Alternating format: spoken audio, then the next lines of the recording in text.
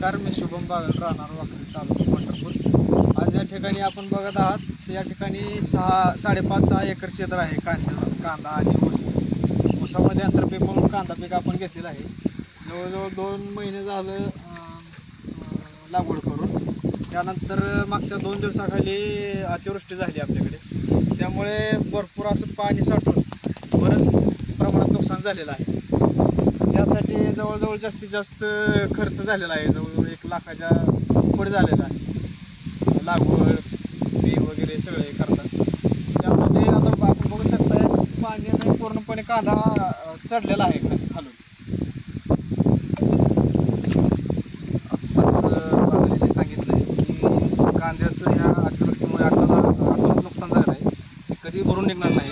आणि शासनाने आदेश दिल्याप्रमाणे आम्ही पंचनामे करत आहोत.